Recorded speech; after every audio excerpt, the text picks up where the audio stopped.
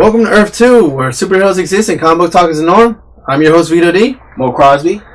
Today we're talking about Rebirth. Yes. Welcome to the planet.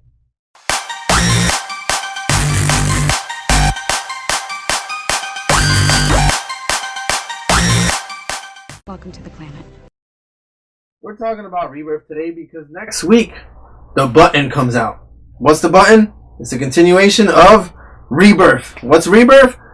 Well, back in 2011, DC decided to do a whole revamp of its universe, a relaunch. Every title got canceled, including Detective Comics, which was at 900 something, Batman that was at 700 something, and also Action Comics, again, another 900 that was issue that comic. didn't make any sense to me, by the way. So everyone got a number one. Everyone got revamped and with a modern day twist. So Batman became grittier, Superman became grittier, everyone became dark, and people loved it. A lot of people hated it. So this is what Rebirth did. So following the events of what happened in Flashpoint, in the Flashpoint story arc, DC decided to do this modern twist, and they came up with 52 different titles, and they came up with the name, the New 52. In 2016, however, DC Comics decided to release an 80-page book titled Rebirth. Now, in this book, what they did was make a lot of changes, technically taking all the changes from New 52 and giving us back the characters we loved, and giving us back the core characters we loved and the core books we loved. So the DC Universe Rebirth ended up changing DC Comics forever, changed the comic book game forever, because it's revitalized and just rebirthed the comics. At this point, what happened was that the readers started getting tired of everyone being so dark. Superman being a symbol of hope doesn't fit being dark. So they lost a lot of to some people. So what DC did is that they wanted to bring back that hope, bring back the feeling that you did when you used to be an avid comic book reader, and appeal to both the new and the old and make them all happy. So what Rebirth did was that it brought back everything that we loved about comics. It gave us what we needed. It kept us interested. And as promised by DC higher-ups like Jim Lee and Jeff Johns, we were going to fall in love with DC Comics yet again. They brought back fan favorites like the original Wally West. They brought back Aqualad. They brought back Ted Kord and Blue Beetle. They brought back Dr. Fate. But the biggest surprise of all was at the end. Pre-52. Oh, and they also brought back Pre-52 Superman. I am sorry. Don't forget. Let's not. Yeah, Pre-52 Superman is back, yo. Like, the very hopeful, the very, the symbol of hope, pretty much. Yeah. The guy who, everyone knows, or if you've known, the guy who you've been reading and you've loved, they brought him back. And he's gone through a change or two if you've been reading Superman, Action Comics, the whole Reborn storyline. Mm-hmm. You know what? Go ahead, Vito. Just go ahead. I can talk about that forever. What Rebirth did for us as comic book readers was that it genuinely, as you were reading it, you fell in love page after page with what's going on. They did touch on stuff that did happen in the New 52, and they did correct it. And also, they also let you know that, hey, we hear you. This was pretty much, in my opinion, it was DC's love letter to the fans. Pretty much. I mean, because if you think about it, right, what Rebirth did is it didn't cancel 52. No, it didn't say 52 never happened. What it did is it said 52 happened, but we're going to walk ourselves back and take it back without canceling. We're gonna redo it in a way where we've heard your cries, like he said, because most of the fans didn't like the darker, edgier Superman. I mean, technically he was younger, but they didn't like that version of him. Yeah. So instead of saying he didn't happen, they made the story where they had him exist, and they had pre-52 or post-crisis Superman exist in the same timeline. And they kind of fixed it because you can't have two Superman and so flying around they fixed Metropolis. that. And so one of them had to go. Rebirth has really, like I said, revitalized, rejuvenated, and just like Vito also said, made you just fall back in love with these characters. I mean, with every story that we've read with the Green Lantern Corps, them bringing back Hal Jordan and the Green Lantern Corps, and then the Green Lanterns, and like the Blue Beetle, and just everything is just they're taking so much care with these characters now, and they're making you. And it's again, they're not saying whatever happened in 52 with these characters didn't happen. And in an era where it seems like everyone's changing, they went the separate route. They did their own thing where they went back to the glory days as opposed to what Marvel's been doing lately, where everyone's getting a whole new twist. Everyone's brand new and changed. DC, what they did is that they went back to its core roots and told you and let you know this is why you fell in love. We hear you, and this is what we're going back to. Yes. So everything is really fresh in 52. I'm sorry, 52 in Rebirth, but still kind of keeping the tone of the old characters we know and love. Yeah. So the story of Rebirth starts off with Batman in the Batcave, and he's trying to solve the riddle that was given to him by the Mobius chair when he asked, "Who's the Joker's real identity?" And the Mobius chair answered, "There are 3 Jokers." And they didn't give him any more information other than that. So Batman's trying to figure out what the hell is going on when all of a sudden, when Wally suddenly appears in the Batcave, just drops in, and Batman is confused. He's in there asking Bruce for help. Unfortunately, us as the readers don't really know what's going on with Wally West right now because Wally West doesn't exist in the New 52 universe. When Flashpoint happened, it mixed up everything, and as one of the things we stated that was taken away from us is that the original Wally West was nowhere to be seen for pretty much 5 years. So the original Wally West just shows up in Batman's Batcave. He's like, "I need your help."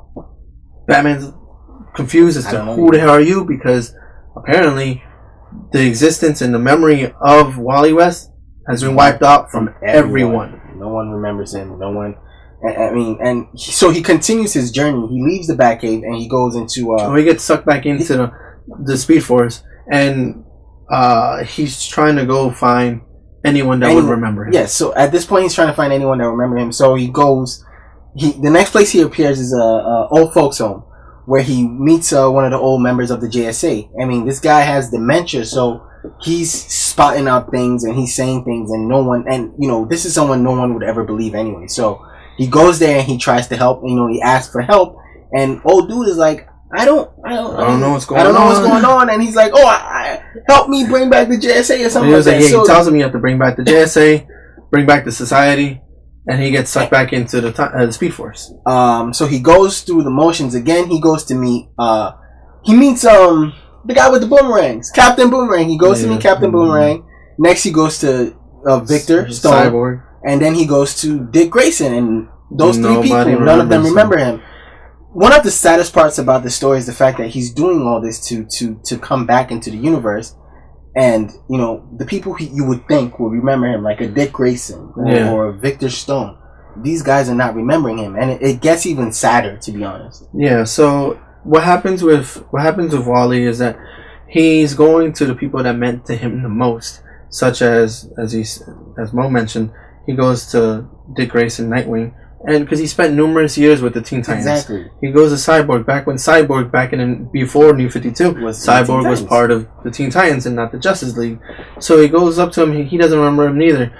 So as he's going through the motions, as he's trying to find other people that would recognize him, you see what's going on in the world at the moment. So you see Oliver meet Dinah Lance again for the first time before in the New 52. They were married. Flashpoint happened. Apparently, they've never met. So in Rebirth, they finally meet, and you see that eye connection. And you see him fall in love. And it's kind of like at a messed up place because this is where New 52 Superman had died. Yes. So, like I said, it gets really sad because the next event he sees is the funeral, or either the place of death. Yeah, where he exploded. So.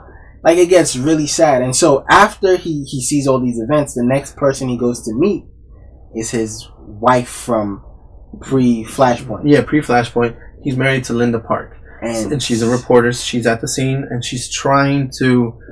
do a reporter thing, trying to find out what's up with Superman and whatnot. And he appears to her. And he tells her, she's going to remember me. And he shows up, and he's like, take my hand.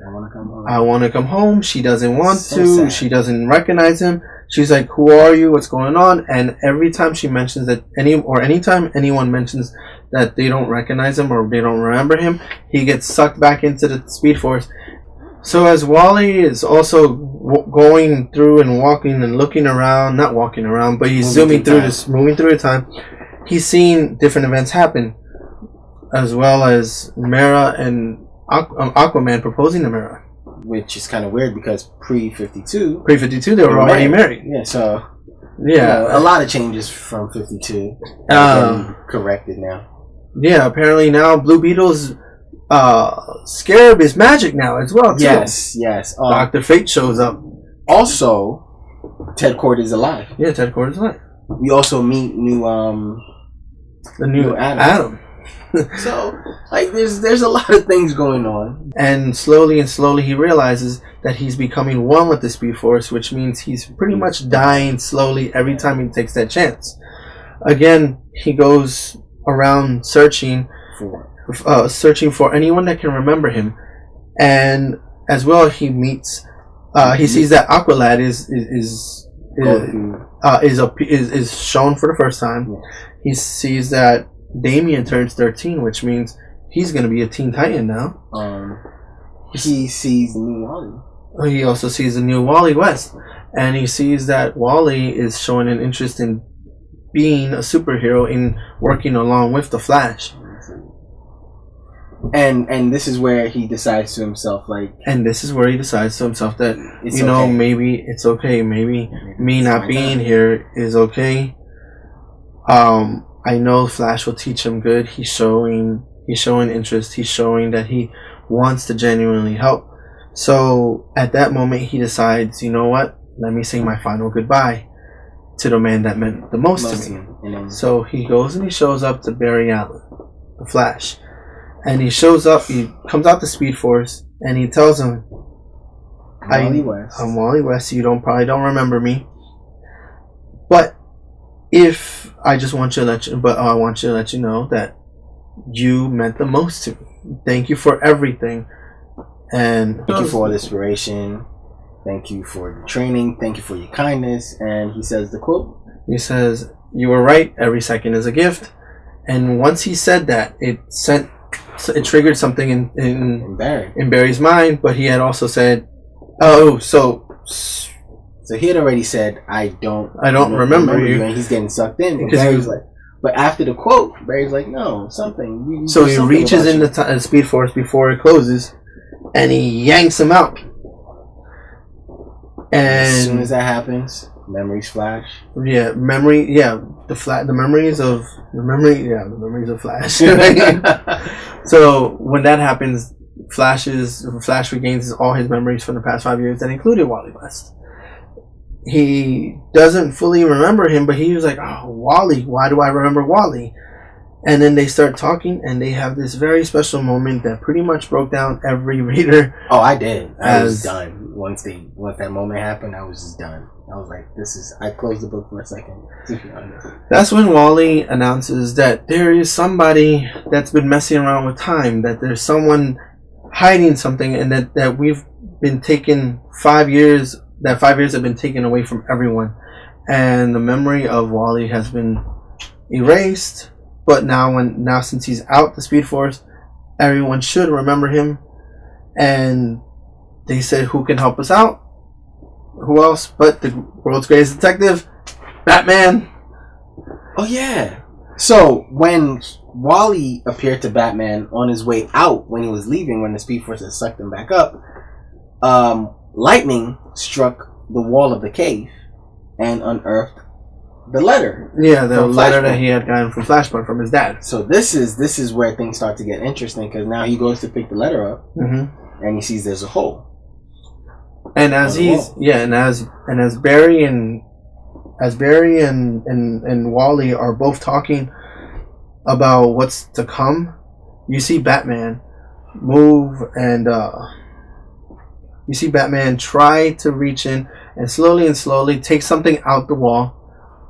And they said somebody's watching us. And at that moment, the last page was Batman holding a Watchman pin. That when I saw that, to be honest, I went on a mind trip, because we didn't mention this, but somewhere in the pages of the book, Pandora, which is a very hated character, gets pretty much, she gets killed. Yeah, and the way she got killed, if you read the Watchmen, or if you've seen the Watchmen movie, yes, you see Rorschach getting killed the same exact way. So that tends to leave us knowing that there's a character in here involved. So as well, the fact that could, the possibility of the Watchmen coming into the DC universe is there now. So like Rebirth, repaired itself from 52 and gave us something to look forward to. Yep. So now, next week, the Button comes out, which is the continuation of this movie. We have a lot of questions, especially after reading, especially a year after Rebirth came out. Yeah. We still have a lot of questions on our mind as to does it include all the Watchmen? Who are the three Jokers, and so much more. So stay tuned. Next week we'll have a video out as to our top questions we want answered. Top 5 questions we want answered from the Button. Okay. Thank you guys for watching. In the comment section, let us know if you like the DC Rebirth #1. Let us know what your favorite moment from that book was. Let us know if you're waiting for it just as much as we are. Exactly. And what are your questions? Maybe some of your questions can make our video. Hey, we'd enjoy that. Please keep them coming. You can find Earth 2 on Twitter, Instagram, and Facebook at Earth 2, the number 2. Comicast. We might touch a little bit more on DC, the Universe Rebirth on the podcast. Yep. It's coming out next week, so look out for that. Yep. From Vito D and myself, this is watching Earth 2. Keep on reading. Peace.